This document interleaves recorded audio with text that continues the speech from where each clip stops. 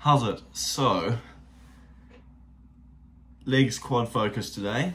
Very nice. We started off with leg extend. I don't even know if that's ever gonna get old, but at least for now it hasn't. And it still amuses me, so I'm gonna continue doing the ball run reference until I finally get bored of it, and then I'm sure I'll come up with something different. But whatever. Leg extensions. Started off with those. Very nice.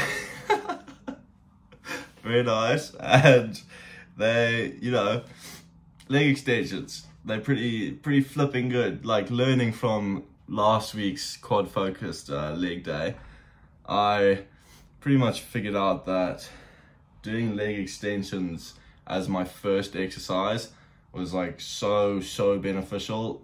Purely, first of all, because I don't think, at least for me, there's no other quad exercise I quite can get like the same burn and the same like muscle, direct muscle contraction as like with my quad being contracted as leg extensions. Purely because it's like squats, it's got like a risk ratio. You know, if you fail the squat, you're dropping the weight, it's making a big clang, and you can potentially, you know, not good. Split squats, same thing. You know, if you go to like actual failure with split squats, which I've done a couple times in my previous quad focus days, I've literally like, my legs have given out, I've fallen over and like hit my head on the wall. Not ideal, not something you want. Leg extensions on the other hand, literally no like physical danger, you know? There's no like looming death or doom that can happen from going to failure with leg extensions.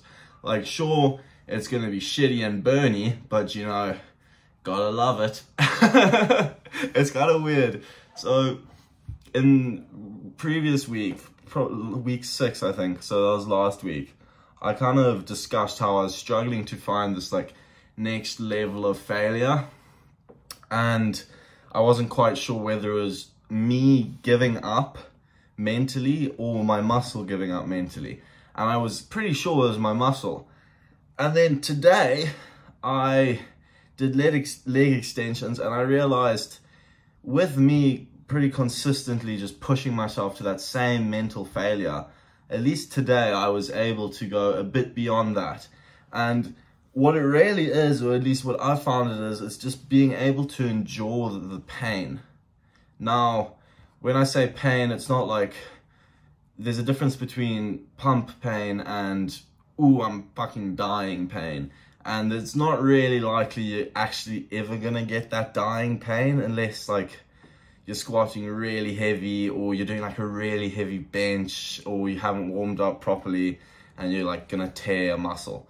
But otherwise, that like burning, like horrible sensation, that's pretty good. That's like what you're kind of looking for. At least I found in my scenarios. And you know, I was able to push through that, and it's literally, it's weird. It kind of doesn't get worse. It just kind of stays really sore. It doesn't like get even more sore, if that makes sense. So if you can like grit through the first 3 reps of that real pain and kind of just keep going, I feel like it's not really that hard to like pretty much just like continue repping out.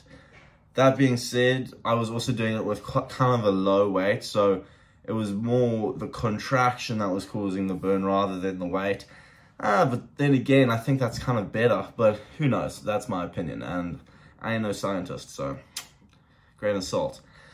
Then, after that, we went on to, what did we do after? We did squats, but with a dumbbell, holding them like that, still heel raised on top of a plate, purely just to get depth. I didn't do like proper squats again this today. My ankle is still messed up, but it's on the mends, so hopefully soon it'll be better, and then we can get back to doing proper squats. But for now, we have to do that. You know, not that bad. At least for me, I can still feel a good focus on my quad. It's not hurting my ankle. So, you know, no complaints. Then we did split squats, made me feel like puking. But you know, no complaints. That's what you need. That's what you need for that leg growth. So then we whipped down the pants for the posing, and what do you know? Really good leg pump. Weirdly, my legs, when they pumped, they just kind of go fat. They don't really like get, like the definition kind of just disappears, and they just go like really, really fat and like pumped, which is cool. I mean, they like barely fit in these pants, which I said last week. I didn't actually throw these pants away. No, not throw them away. That's a bit wasteful. I need to find a new home for them because they're still in good nick, but I need to just start wearing them but they do look kind of cool, you know, fucking taking the pant down, and you know, it's just shorts, but the shorts are like pretty much skin tight. They're like skin, yeah, it's pretty cool. It's a pretty cool sensation, pretty cool feeling. Otherwise, very nice. So what I kind of wanted to think about today was the kind of thought process I have behind my goals and the things I want to achieve. So this goes for gym, like if you're trying to achieve like a heavy weight, or you're trying to achieve a certain physique or whatever. So I've spoken about this before, is when you say something out loud, you're almost like solidifying it and making it more real, if that makes sense. So like, especially with negative emotions, like if you are feeling unmotivated and you verbally say you're feeling unmotivated, it's almost as if you become even more unmotivated. I don't really know if that makes sense, but at least in my mind it does.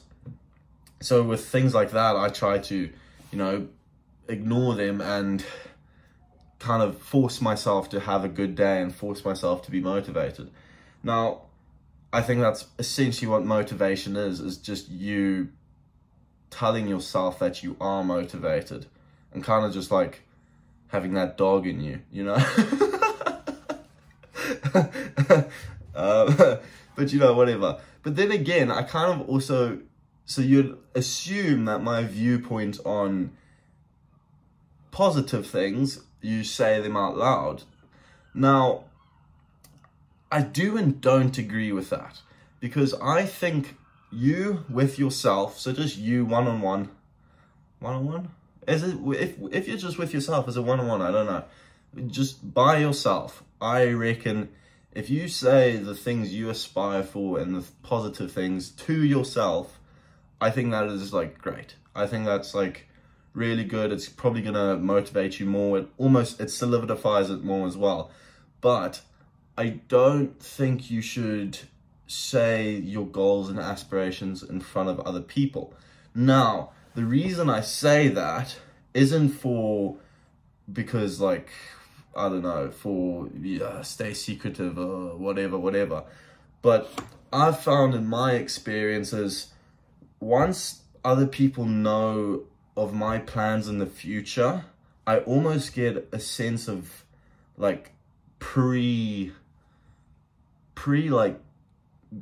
not gratification. Gratification is not the word, but I get like that so if you achieve something, I don't know, let's say you want to bench 100 kilos.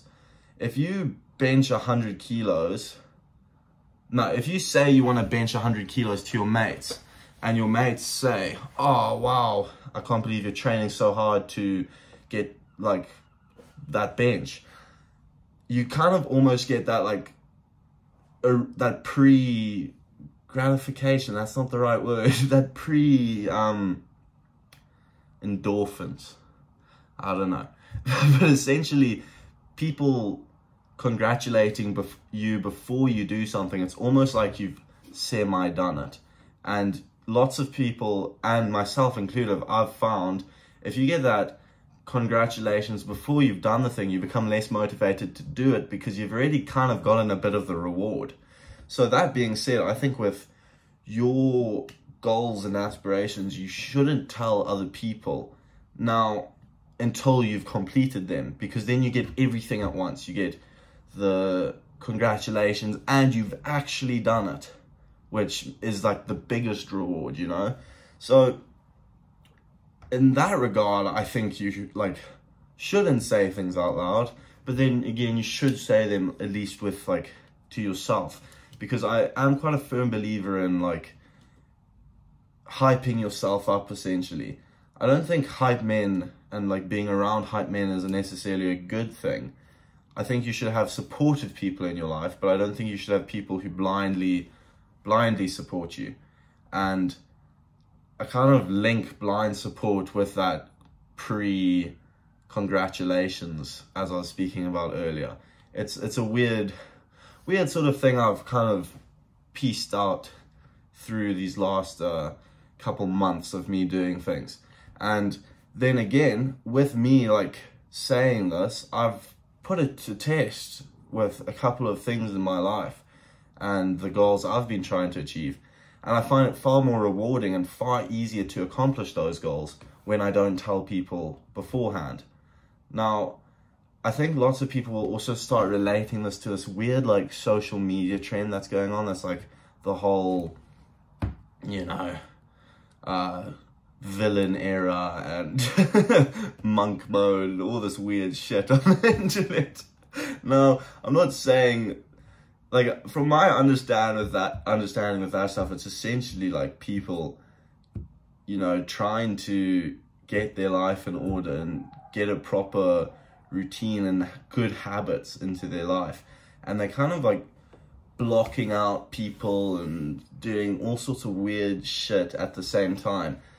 And I think core values you should be, like, trying to accomplish while trying to get your life in order shouldn't be based on the way other people see you, because I'm pretty sure that the reason a lot of people do that is because they kind of get this sense of, you know, like, mysteriousness, like they think other people are thinking that about them. But you should be doing things for yourself. And that's also links back to the, you know, don't tell other people, do it yourself, then tell them, because it's for you, and at the end of the day, it's not for other people. I don't know. I hope that's been a little food for thought. Then again, not a psychologist, nor a scientist, nor anything really. I'm just some fella. So take everything I say with a grain of salt. And use your own head, you know, use your own brain. Go do some research before you do anything I say or anyone else says on the internet, because a whole lot of shit out here, you know. But anyway, thanks for watching, and yeah, I hope at least a small bit of this could have been implemented into your lives. And we'll see you tomorrow.